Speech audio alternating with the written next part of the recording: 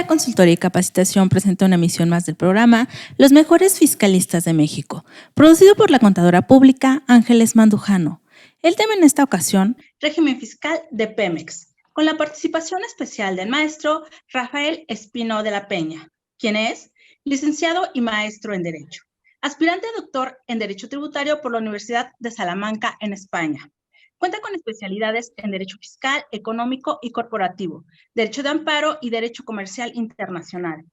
En su carrera profesional destacan sus funciones como director general de hospitales de Amerimed y como socio fundador del despacho Fernández Espino y Asociados México S.C. Actualmente es consejero independiente del Consejo de Administración de Petróleos Mexicanos. En la conducción contaremos con la participación del licenciado Juan Manuel Ángel Sánchez. Bienvenidos a una edición más de Los Mejores Fiscalistas de México. Tenemos hoy la presencia de un invitado en verdad distinguido. Ya lo acaban de presentar, ya leyeron una breve sinopsis de su extenso currículum. Rafael, muy buenas tardes, bienvenido a esta tu casa. Hola, gracias Juan Manuel, al revés, muchas gracias por la invitación y la oportunidad de platicar con tan amplio auditorio. No, hombre, y la verdad con un temota, la verdad, es un, yo creo que es uno de los temas más, que mayor relevancia están adquiriendo en estos momentos históricos que está pasando el país, porque bueno, Pemex se ha distinguido a lo largo de toda su vida como ser el pilar fundamental de las finanzas de nuestro país, y a partir de la reforma fiscal, de la reforma energética del año de 2014, pues ha tomado ahora una nueva, un nuevo cariz su participación en el desarrollo de nuestro país. Tú tienes una amplísima experiencia, como lo acaban de destacar, en el ámbito fiscal. Fuiste su procurador fiscal federal, fuiste procurador fiscal en la Ciudad de México, en el entonces Distrito Federal, pero ahora tienes la importantísima tarea de desempeñarte como consejero independiente en el Consejo de Administración de esta empresa productiva del Estado. No sé si te gustaría, para contextualizar este tema, nos pudieras permitir conocer, pues, ¿qué es lo que haces dentro de este Consejo de Administración? ¿Qué es lo que hace el Consejo de Administración y estas características nuevas de esta empresa productiva del Estado, Rafael?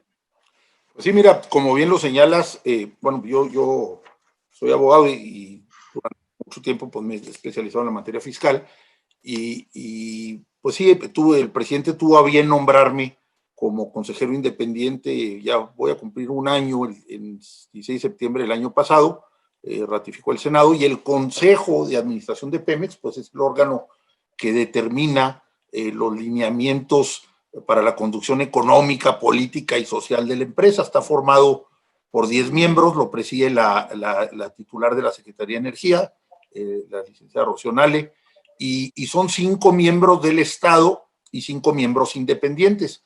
El propósito es que los miembros independientes, precisamente como lo está señalando, pues aporten una visión externa para la mejor conducción de la empresa, de la política económica de la empresa. En este caso, pues yo he colaborado mucho tiempo con el presidente de la República. Él, yo creo, pensó en mí precisamente por haber estudiado toda mi vida la materia fiscal, y pues participo presido el Comité de Recursos Humanos y Remuneraciones, y participo en los demás comités del Consejo de Administración. Hay 4 comités, que el propósito de los comités, que por cierto ahora los estamos regulando para un mejor funcionamiento, es precisamente el estudiar, analizar los asuntos para que cuando la presentación se dé al Consejo, al Pleno del Consejo, pues la aprobación sea más ágil y haya un análisis adecuado por parte de todos los miembros del Consejo. Los 4 comités es el de Estrategia de Inversiones, el Comité de Auditoría, en el cual participo activamente, el que te comenté de Recursos Humanos, y hay un comité de arrendamientos de adquisición. Entonces, todo este diseño se dio a partir de la transformación de la empresa cuando se dio la reforma energética de 2013 y 2014, se dieron los cambios constitucionales, sabemos a los artículos 25, 27 y 28 constitucionales en diciembre del 2013 y si mal no recuerdo el 11 de agosto del 2014 se modifican 21, se promulgan 9 leyes y se modifican 12 ya existentes, 21 leyes en total, y se establece esta forma de gobierno de la empresa que pues actualmente está vigente y que está tratando de llevar la visión del Ejecutivo Federal de la empresa a cumplirla, porque al final de cuentas pues es el mandato que otorgaron 30 millones de mexicanos hace 2 años a este nuevo gobierno, a este nuevo régimen, diría yo. Oye, Rafael, y en ese punto precisamente, y yo creo que a ti te debe de estar tocando un momento toral, porque te estás enfrentando a dos visiones. Una primera visión de transformación que da lugar a esta reforma energética en la que Pemex y CFE son las piedras angulares, ¿no?, de esta reforma como empresas estatales, y todo el final del sexenio anterior pues va con una visión muy particular, o sea, perfectamente establecida. Y de repente viene un cambio de gobierno, viene un cambio de gobierno en el que, bueno, es para todos conocido que no comparte esta visión anterior en su totalidad. Hay algunos aspectos que sí han sido destacados, que sí son compartidos, pero en otros no. Incluso se ha hablado de dejar de lado la reforma energética y plantear un nuevo escenario. Y ahí es donde entras tú. O sea, bien lo comentabas, tienes prácticamente un año, ¿no?, en el cargo. Pero ¿cómo le haces? ¿Cómo llegas tú a Pemex? ¿Cómo adviertes este Pemex que todavía no acababa de integrarse a esta nueva visión de reforma energética y que pareciera ser que ahora decide tener otra visión? ¿Qué es lo que advertiste tú al llegar? Mira, es muy cierto lo que señalas y creo que es muy preciso. Han gravitado en la vía nacional dos visiones distintas de la política energética y pues creo que esto no es nuevo, esto ya viene de tiempo atrás. Recordemos que el presidente de la República, el licenciado Andrés Manuel López Obrador, pues fue un muy ferviente opositor de la reforma energética cuando se cabildeó en el 2012. Ahorita estamos viendo en el escenario nacional distintos aspectos que tienen que ver con aquellos procesos de cabildeo. Pero bien, bueno, pasó la reforma energética en 2013-2014, pero esta visión que tenía el presidente de la República, pues persistió, fue parte de su proyecto de gobierno y se sometió a la consideración de los mexicanos y finalmente cuando gana, pues él tiene un mandato muy claro que nos ha transmitido a todos los consejeros, a todos los miembros de los organismos reguladores, de implementar esta visión que fue avalada por la mayoría de los mexicanos. Entonces, en esta nueva concepción, pues se considera, haciendo el análisis de la realidad económica y energética del país, que hubo un intento de desmantelar a la empresa paraestatal, de disminuirla, de minimizar su infraestructura productiva para situar los negocios de exploración y extracción en el ámbito privado, no exento, porque ha habido señalamientos, hay que decirlo también, de ventajas desleales y de corrupción a ciertos grupos. Eso pues está ahorita saliendo. Entonces el presidente ha dado una instrucción muy clara que él quiere volver a una concepción de Pemex como la Comisión Federal de Electricidad, que es la otra empresa productiva del Estado, que sean palancas del desarrollo nacional y que abonen al concepto de soberanía energética. ¿Qué es esto?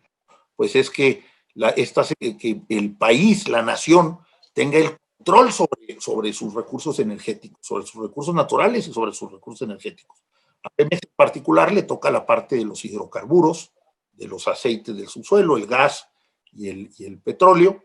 Entonces, lo que el presidente quiere es no depender, que los centros de decisión en cuanto a la política energética, de la cual se entiende una visión social, que sea un instrumento de progreso equitativo para todos los mexicanos y que la energía llegue a todos y cada uno de los rincones de México, que estos instrumentos, que los centros de decisión se tomen aquí en México y no en ningún otro lugar. Entonces, con lo que sucedía en la reforma energética, pues se había prometido que iba a venir mucha inversión extranjera, nuevas tecnologías, se había prometido un boom, digamos, económico con esto del petróleo y Pemex iba a permitir tener las asignaciones, pero iba a permitir a través de distintos instrumentos, de distintos contratos, iba a permitir o se abría la posibilidad de que extranjeros vinieran, aportaran capital y tuvieran participación en las actividades de exploración y de explotación de hidrocarburos, siempre reservándole a la nación el dominio de los recursos sobre el subsuelo. Pues esto aparentemente, o no aparentemente, más bien digamos, no se dio, es decir, los números no avalaron lo que decía los propósitos o las motivaciones de la reforma energética, y bueno, pues el presidente decide, y todo el movimiento por el que votó la mayoría de los mexicanos, que Pemex sea quien regrese en forma, respetar los contratos que ya se habían dado en las rondas petroleras anteriores. Esa es una indicación muy clara, que impere el Estado de Derecho, pero reservar en lo futuro las actividades de exploración y explotación para petróleos mexicanos. Se dice que si se cedió el 20% del total de los recursos en las primeras rondas, el siguiente 80% pues estará reservado para Pemex. Se dieron 107 contratos de exploración y extracción a 74 empresas. Eran, si mal no recuerdo, 50 terrestres y 32 de aguas someras. Eran la diferencia entre aguas someras y aguas profundas. El presidente ha dicho, respeten los contratos que ya se asignaron, pero de aquí en adelante va a volver a ser Petróleos Mexicanos la empresa encargada de la exploración y explotación, y va a volverse a situar como palanca del desarrollo nacional. Entonces sí, como lo señalas, hay una visión, dos visiones encontradas, y ahorita estamos navegando con la normativa heredada de la visión anterior. Entonces, el reto es cómo implementar la concepción que del sector energético tiene el nuevo régimen, si se encuentra la normatividad anterior. Entonces, el presidente ha sido muy claro también al decir, si se puede, sigámosle, para tratar de evitar en la medida de lo posible cambios legislativos, pero si no, se realizarán los cambios legislativos con tal de asegurarle a la nación la soberanía energética y la tutela sobre los recursos energéticos. Y ahí, fíjate, permíteme interrumpirte, Rafael. Cuando uno advierte y encuentra cuestionamientos en los cuales pareciera ser, oye, no era muy pronto para, digamos, todavía no arrancaba bien el tema anterior y de repente viene un cambio. Este aspecto legislativo, ya se había hecho todo el andamiaje, toda la construcción incluso legislativa para que Petróleos Mexicanos, y en el tema que nosotros nos ocupa, incluso en el tema fiscal, desarrollase su actividad y participara ya en esta concepción del Estado mexicano, en la nueva concepción del Estado mexicano.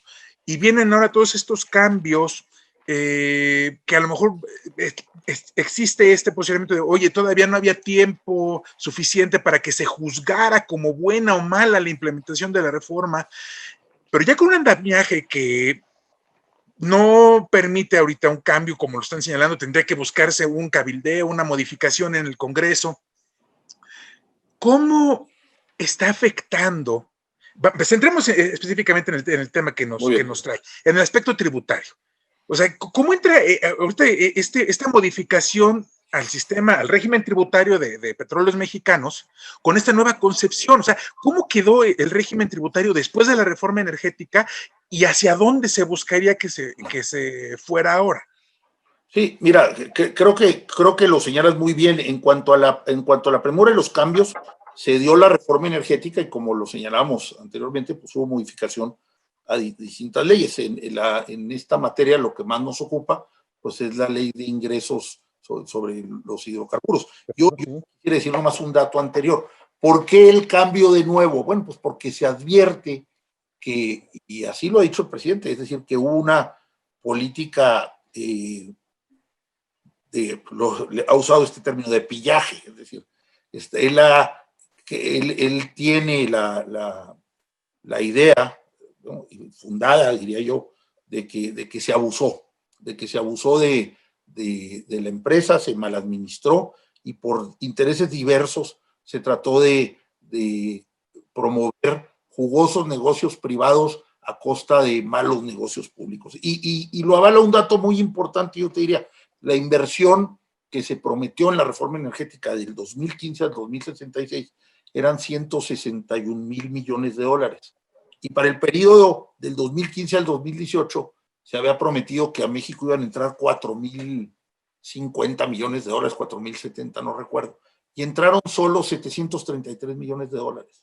Entonces, cuando se ve que entró el 15% de lo que se había ofrecido, pues, y luego aparte los escándalos de corrupción y todo esto que ya es público, pues él es un convencido de que los mexicanos podemos administrar y administrar bien una empresa productiva del Estado exenta de corrupción, y la idea es fortalecerla, y la idea es utilizarla, como lo comenté, como palanca del desarrollo nacional para asegurar un bienestar de todos los mexicanos. Entonces, la ley las modificaciones legales a las que hicimos alusión, se habían realizado con una idea de promover la competencia y la participación del capital privado en las actividades de exploración y explotación. Tan es así que si vemos la ley de ingresos sobre hidrocarburos, podemos advertir, y aquí es lo importante de nuestro tema,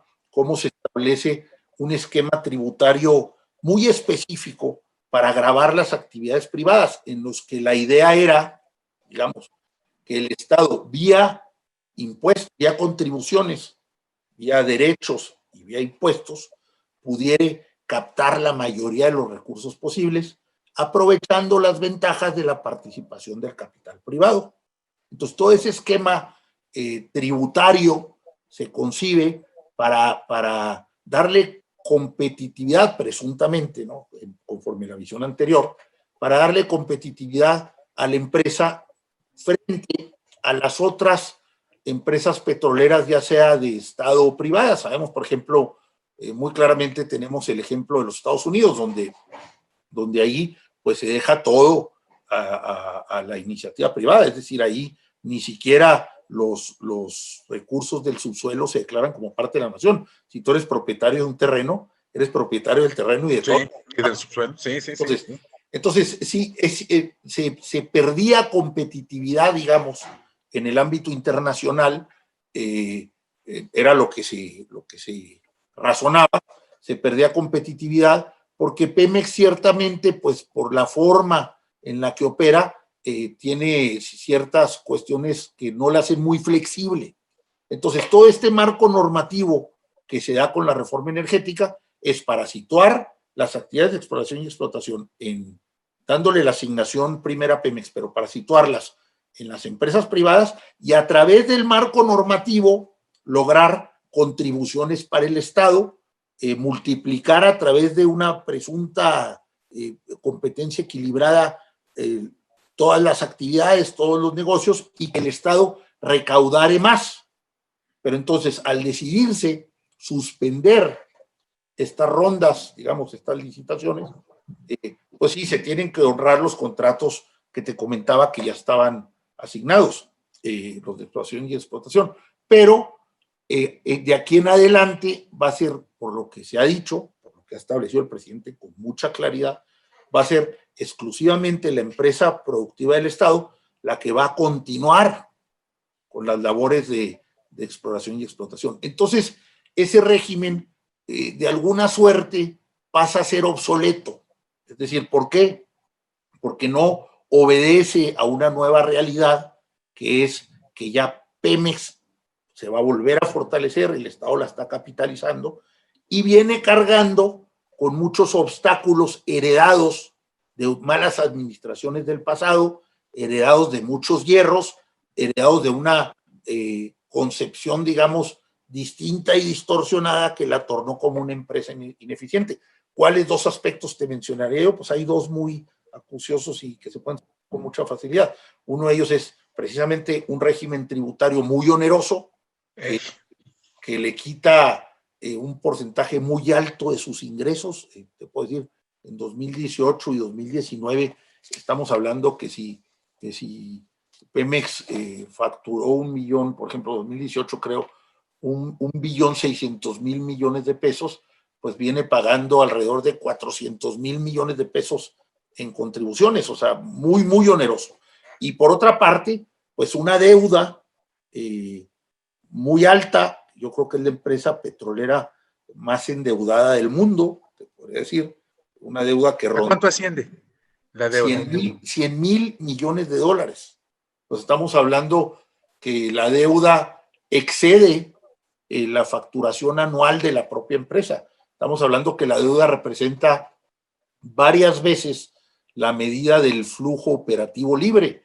Nomás para que dimensionemos o tengamos una idea. Si el EBITDA, que se llama, que es la utilidad antes de amortización, impuesto de Pemex, llega a los 30.000 millones de dólares promedio los últimos años, la deuda es 3 veces esa cantidad. Entonces es muy difícil. Se la come por completo.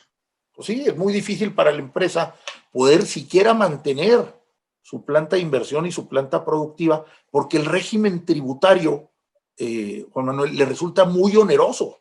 Es decir, es un régimen tributario que no corresponde a la visión de una empresa que se pretende que genere utilidades, que invierta, que gane y que esas utilidades las siga reinvirtiendo en beneficio del Estado mexicano. Pero ¿cómo modificar eso? Si vamos, digo, si la visión a futuro, a mediano y a largo plazo, por lo que advierto, es regresar a este aspecto de la soberanía energética en la cual la empresa productiva sea la titular sobre la extracción de el hidrocarburo, de los recursos naturales, en concreto, vámoslo así, sobre su extracción y explotación, dejándole al sector privado una participación pues significativamente menor a la que se tiene actualmente prevista en el ámbito constitucional.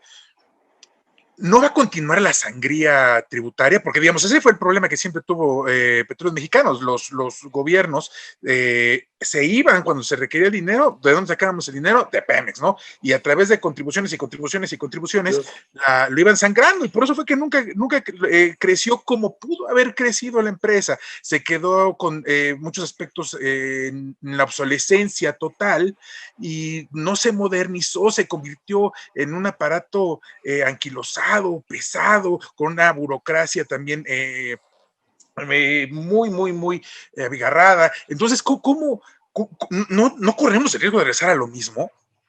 Es muy cierto lo que señalas. Si vemos, Pemex ha sido históricamente el mayor contribuyente de la Hacienda Federal. Es decir, si vemos en tablas, aquí tengo muchas, digo, ahorita para propósitos de la plática, nomás te lo señalaré, ha variado su contribución al total de lo que recauda la Hacienda Pública Federal, desde ahora un 14% últimamente, en lo que la producción ha caído, a un 40% en épocas de bonanza, ¿no? Entonces, estamos con el mayor contribuyente de la Hacienda Pública Federal. Entonces, como bien dices, esa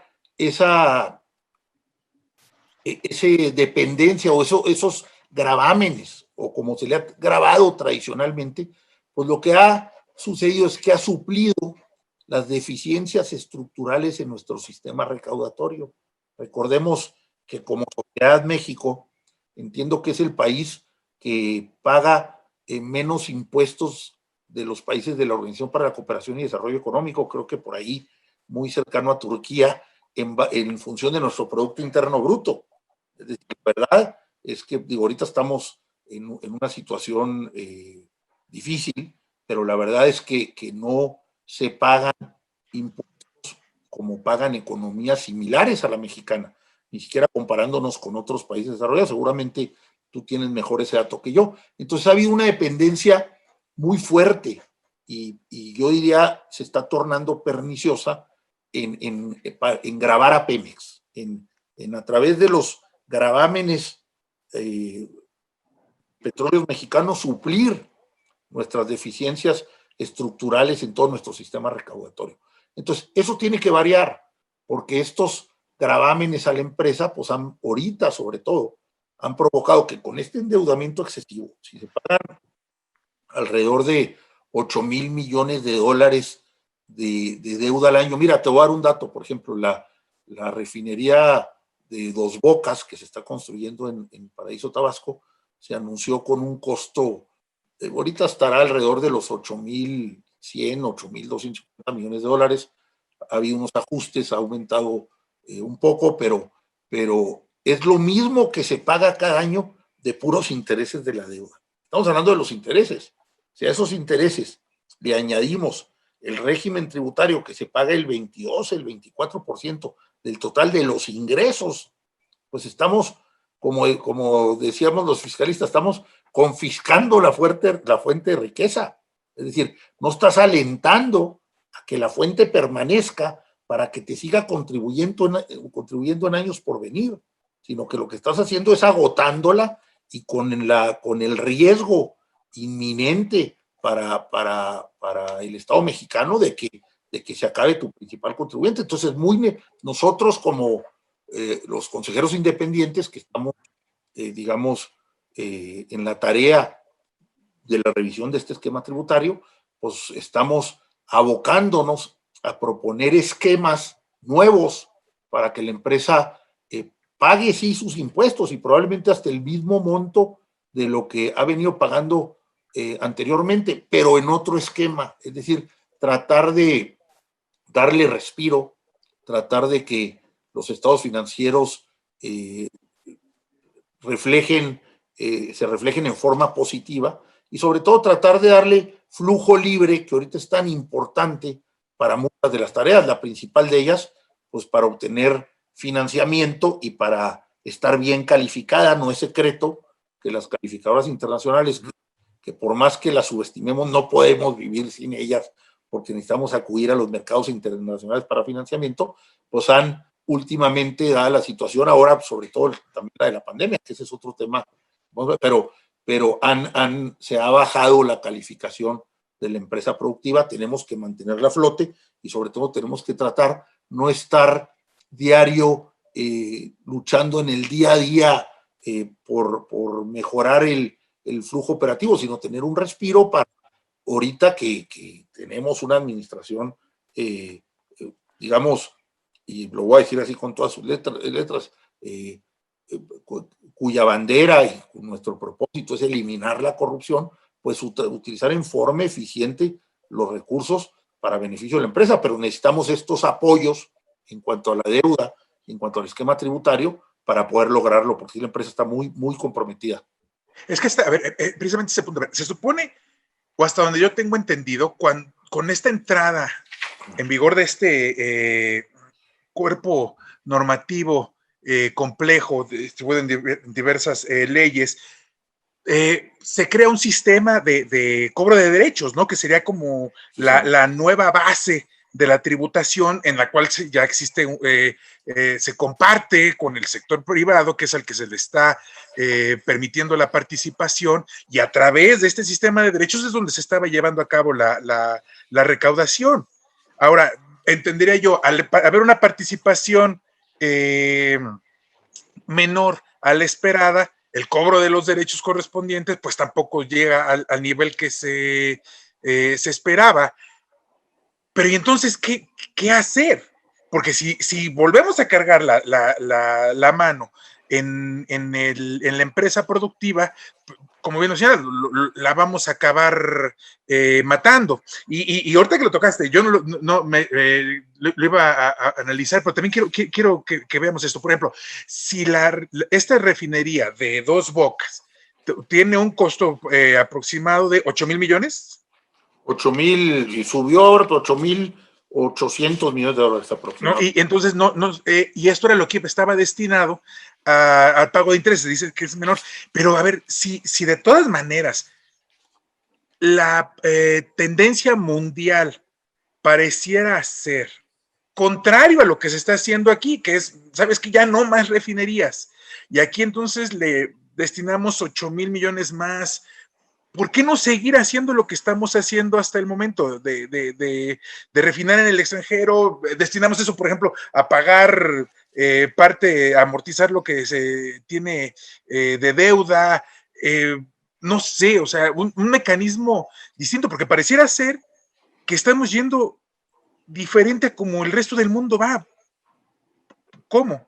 Mira, yo creo que hay que partir, entiendo, muy lógico lo que me estás comentando y entiendo tu punto de vista, pero yo creo que hay que partir de la concepción que este régimen tiene, que tenemos, de lo que es la política energética, ¿no? Del concepto de soberanía energética y de la idea de que, lo ha dicho el presidente, de lo que nosotros producimos, podamos refinarlo y podamos autoabastecernos, por ejemplo, en los destilados, en lo que es el diésel y la gasolina. La meta de producción, pues hay que recordar también que lo que se hacía anteriormente, y lo voy a decir así, se hacía mal, porque, por ejemplo, desde la época del presidente Vicente Fox, cuando se descubrió el yacimiento de Cantarell, pues llegamos a una producción cercana a o que rebasó los 3 millones de barriles de petróleo diario con el precio a $100 por barril.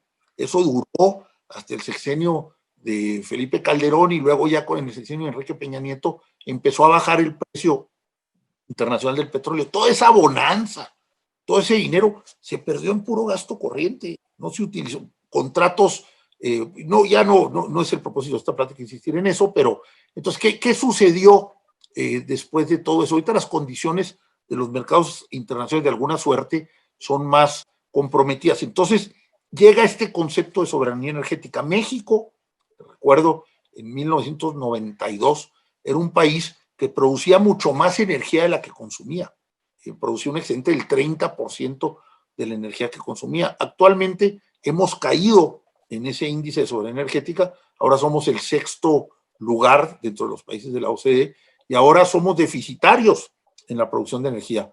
Producimos el 70% de la energía que necesitamos. Entonces, este concepto tan arraigado de soberanía energética que tiene el nuevo régimen es de donde debemos de partir, desde mi punto de vista.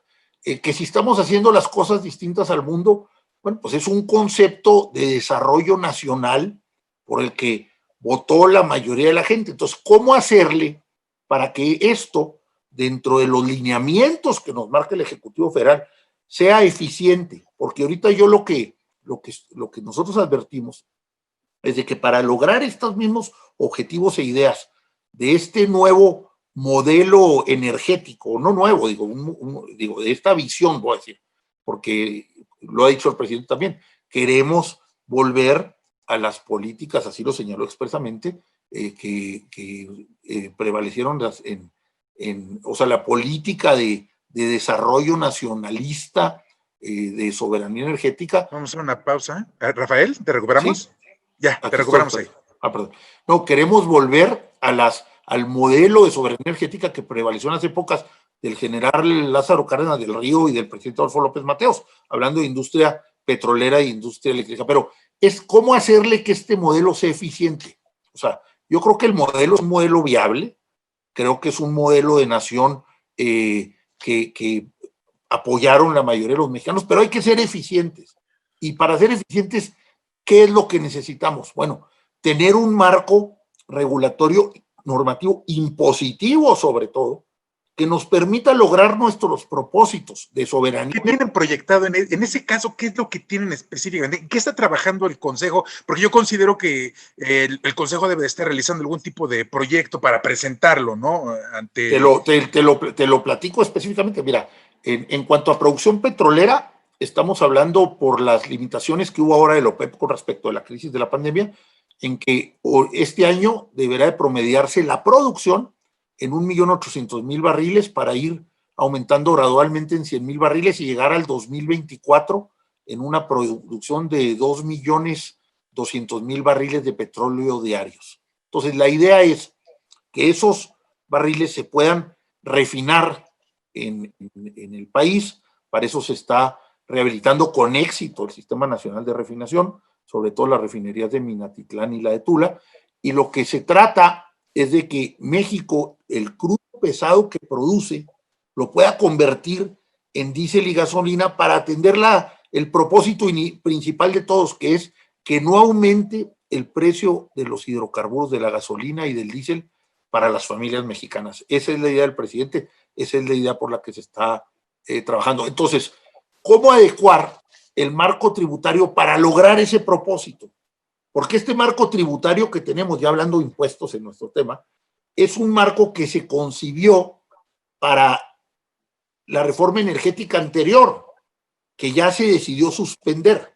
Se van a honrar los contratos que se habían otorgado, pero ya se decidió suspender. Ya se decidió que Petróleos Mexicanos sea el único que siga emprendiendo las actividades de exploración y explotación con la participación de la empresa privada en contratos con estos propósitos, contratos de servicios, pero siendo Pemex el titular de toda la exploración y la explotación. Entonces, yo considero que para fortalecer a la empresa, consideramos nosotros, es necesario cambiar el marco tributario. Tú lo señalaste ahorita.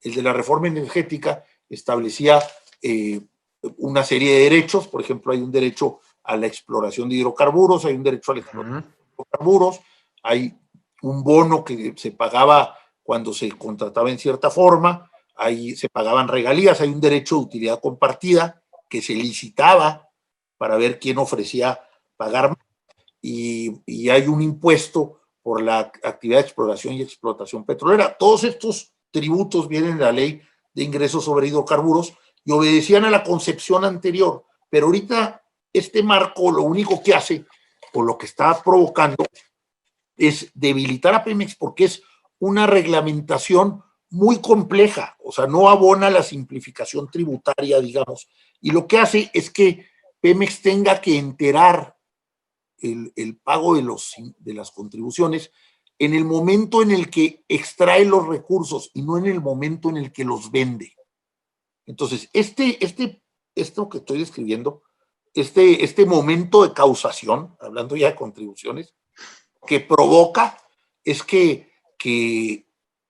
distorsiona el estado financiero de la empresa y le otorga desventajas competitivas con respecto a otras empresas petroleras. Entonces, lo que hace es, no le permite tener flujo libre para su presupuesto de inversión y no le permite tomar decisiones acertadas en cuanto a los proyectos de explotación en los que se va a involucrar, porque siempre se tiene que descontar el derecho que se paga en la exploración y en la extracción, ¿sí? Entonces, ya de antemano, pues tu estado financiero te muestra una carga muy pesada, que no es el caso si pagares al momento de vender tu producto.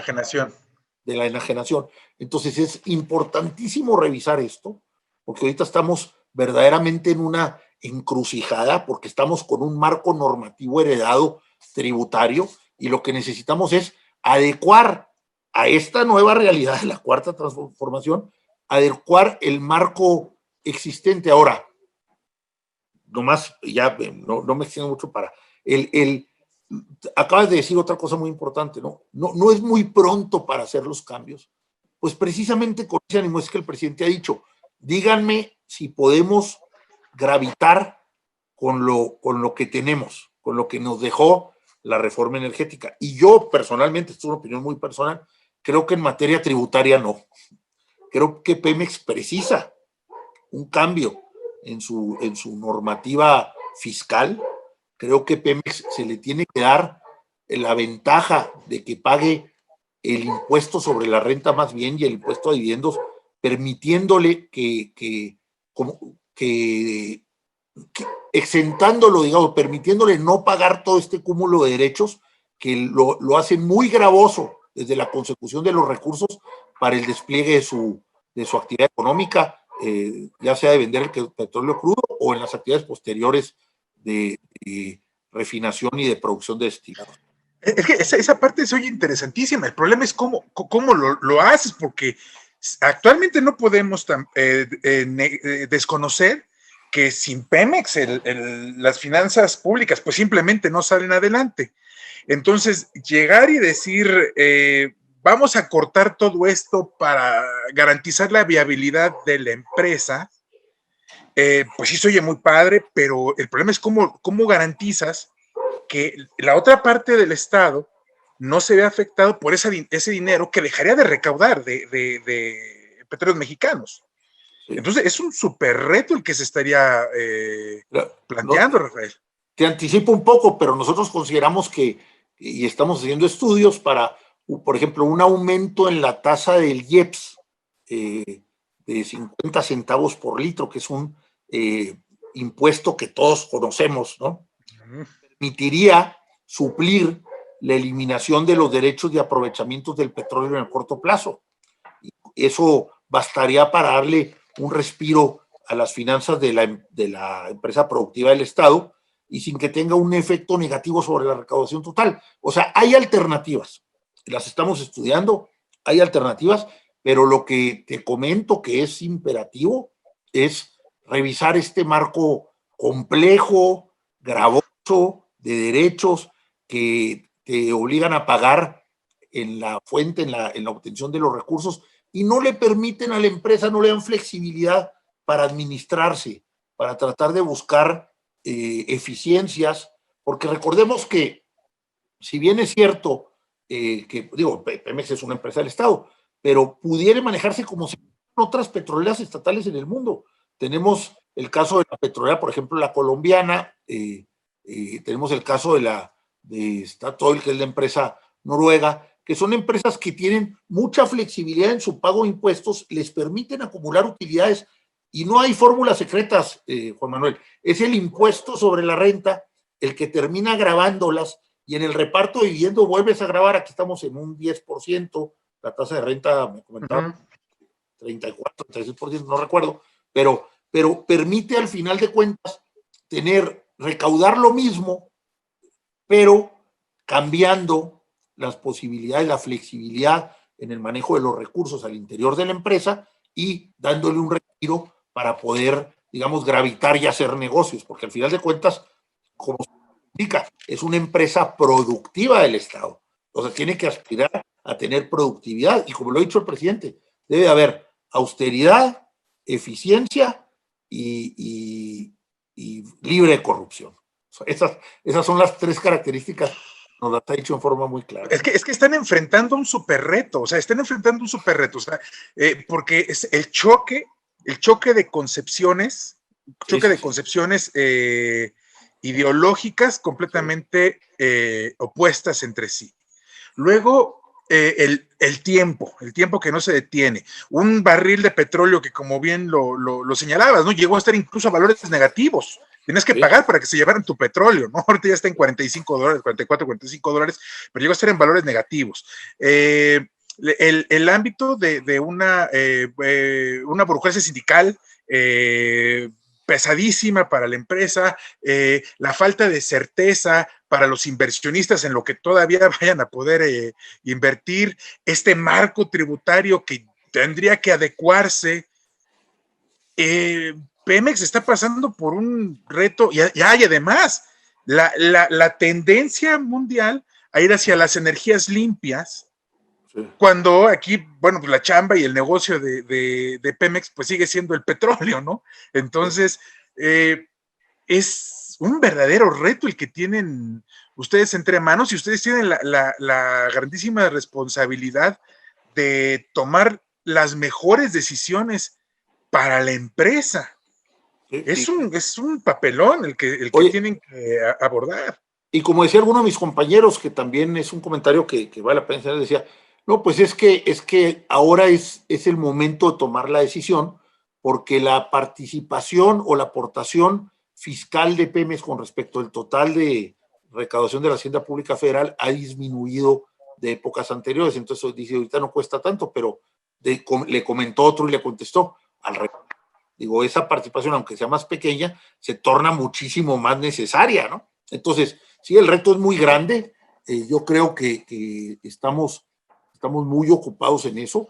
Y bueno, aquí lo relevante es que ¿qué es lo que ha pasado? Mira, el Estado ha tenido que realizar capitalizaciones. Por ejemplo, el año pasado fueron más de 100,000 millones de pesos. Se ha tenido ha habido una reducción, por ejemplo, en el derecho de utilidad compartida que bajó del 65% al 54%, y ha habido distintos tipos de estímulos, porque al final de cuentas, pues la idea es fortalecer a la empresa y preservarla. Entonces, ¿cómo hacerle para que eso ya no se dé? Es decir, para que la empresa pueda subsistir por sí misma, pues permitiéndole quedarse con su flujo, porque al final de cuentas, los endeudamientos que tiene la empresa resultan hasta ser más gravosos en términos de intereses, por ejemplo, que cuando se fondea el país como entidad soberana, ¿no? Entonces, es necesario eso, y no solo eso, también es necesario el análisis del tema de la deuda. Por ahí, en participación con socios de Pemex, con la Asociación Mexicana de Empresas de Exploración y Extractiva, las privadas, pues ha habido mucha retroalimentación en cuanto a cómo hacerle para reestructurar la deuda y dejar solo la deuda sostenible, porque también ese es otro punto que afecta mucho a la empresa, ¿no? Entonces yo sí creo, como te comentaba, que es... ¿Cómo buscan lograr esa parte?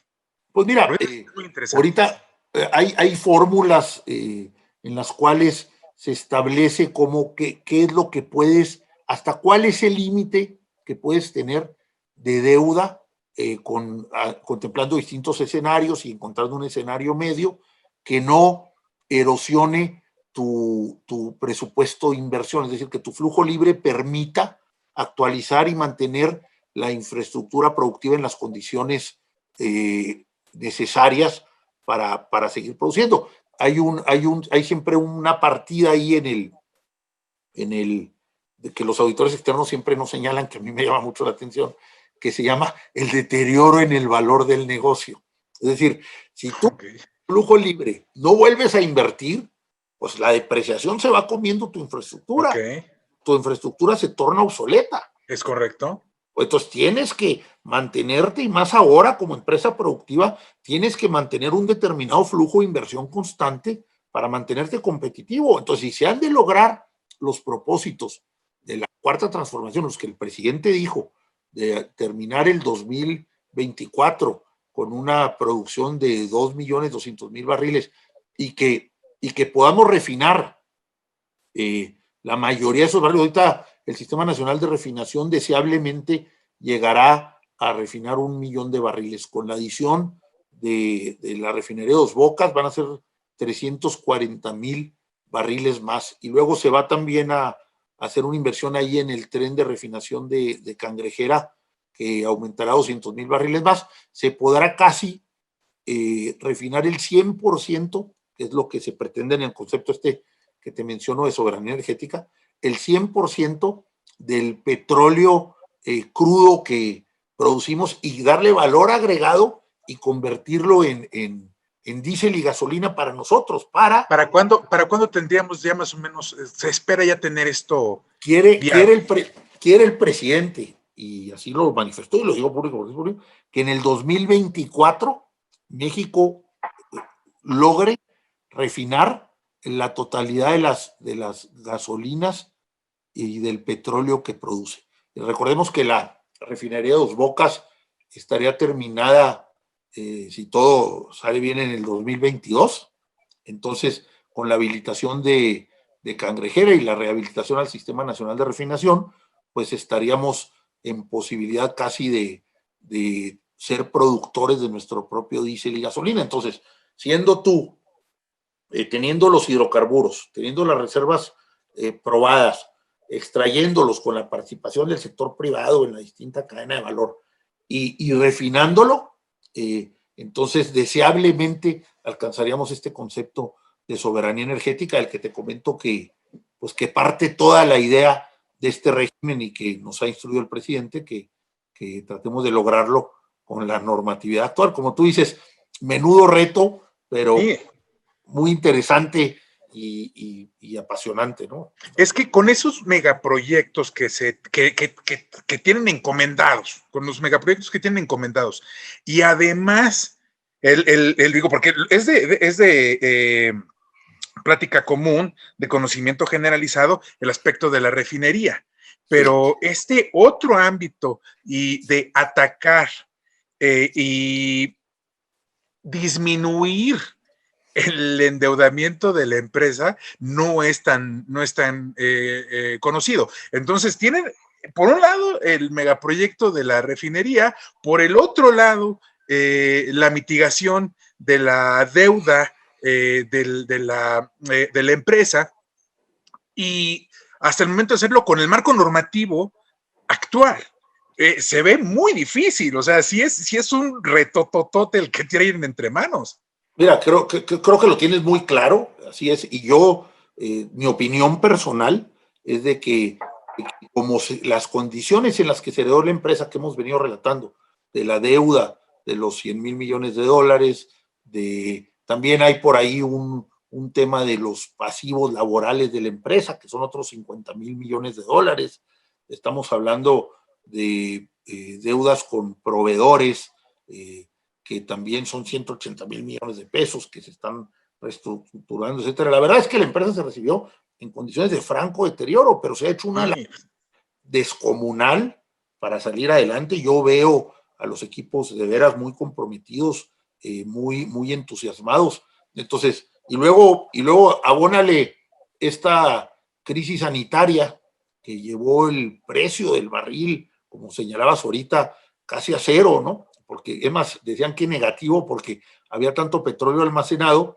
y las empresas de Estados Unidos pagaban porque se lo llevaran, ¿no? Sí, es verdad. Había petróleo en barcos y había petróleo en tanques en todos lados. Entonces, se recibió en condiciones muy difíciles y yo sí creo que si no se da un golpe de timón en la materia tributaria, como estamos, eliminar todos estos derechos, y buscar un sistema más progresivo, un sistema que aliente más la inversión. También recordemos que no se le permite ahorita, por ejemplo, a Pemex tiene un límite en las deducciones y bueno, pues lo que comentamos es inaudito que los intereses que paga de deuda no se le permitan, no se le permita la deducción para el cálculo de su base gravable, ¿no? Entonces, eso todo... Caray, ¿y cómo por qué no?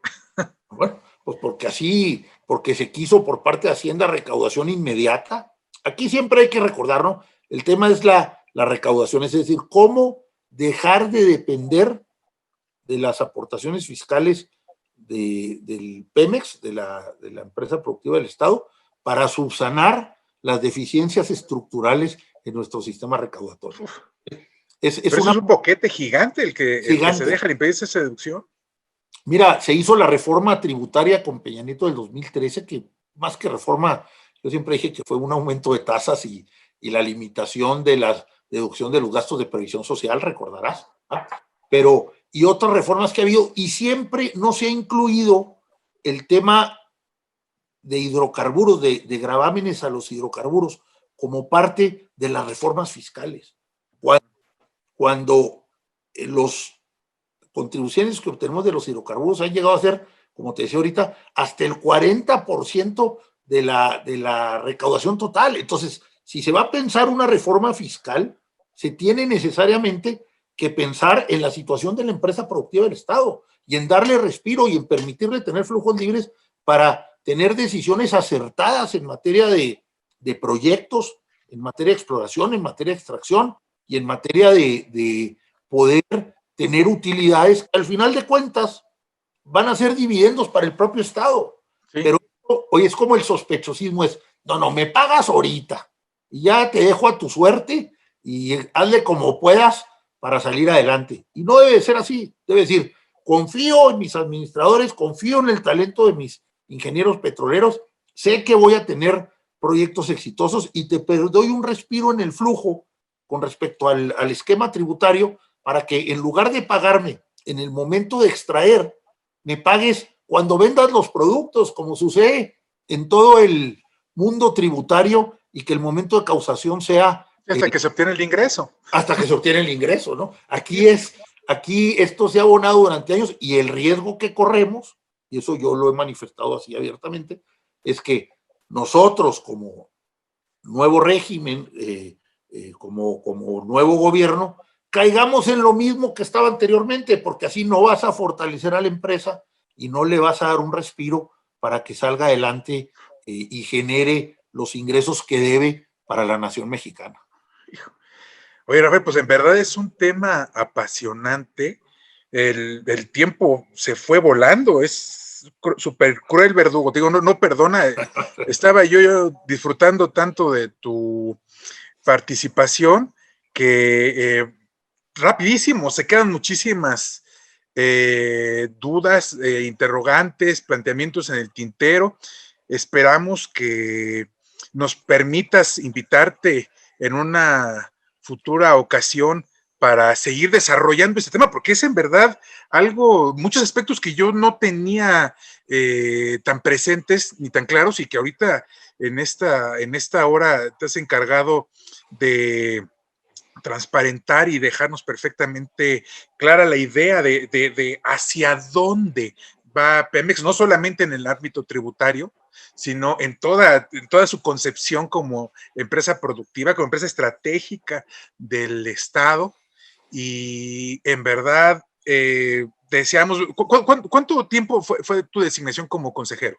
Mira, yo suplí a una consejera independiente que renunció, entonces mi mandato terminaría en febrero de 2022 con posibilidad de tener otro término, ¿no? Entonces... Oye, pues ojalá, porque al escuchar a una persona tan conocedora del tema, nos permite tener cierta tranquilidad de que, bueno, las cosas cómo se van a desarrollar, ¿no? Si no, bueno, híjole, de todas maneras, tienes ahí tu escaño reservado en el Senado, ¿verdad? En caso de cualquier cosa. No, soy suplente, pero... Pues, por eso, pero cualquier cosa, digamos, para impulsar esto. Oye, ya estaremos donde se nos llame, pero al revés, yo te agradezco a ti porque pocas veces tengo un interlocutor tan apasionado, Marco. Se ve que te gusta el tema y la verdad que el tema sí es apasionante, ¿no? Yo creo que ahorita estamos en un momento difícil, ¿no? Más por esta pandemia, y creo que la visión de este gobierno, nuestra tarea es llevarla a buen puerto, a buen destino, porque al final de cuentas pues, fue el mandato de las mayorías, ¿no? Entonces, es importante, yo creo, como ha dicho el presidente, yo creo que es importante el que la empresa sea austera, eficiente y libre de corrupción, porque es muy lamentable lo que ha sucedido en otros tiempos y eso creo que coincidimos todos, independientemente de la ideología que tengamos, ¿no? Yo creo que la corrupción ha sido un cáncer de este país y es necesario erradicarla en todos los ámbitos de la actividad económica, ¿no? Oye, Rafael, pues agradecemos nuevamente tu participación. Ya sabes que las puertas de tu casa están siempre abiertas. Y gracias a todos ustedes por habernos acompañado en una edición más de los fiscalistas más importantes de México. Gracias a GBA, ¿no? Gracias a GBA por la apertura y por haberme también invitado a mí a participar en y darme la oportunidad de estar aquí frente a alguien tan distinguido como Rafael Espino, ¿no? Muchísimo éxito y lo mejor para todos ustedes. Muchas gracias y nos vemos en la próxima edición de su programa. Muy buenas tardes a todos y hasta luego. Rafael, hasta luego. Manuel, un abrazo, gracias. Muy buenas tardes. Saludos.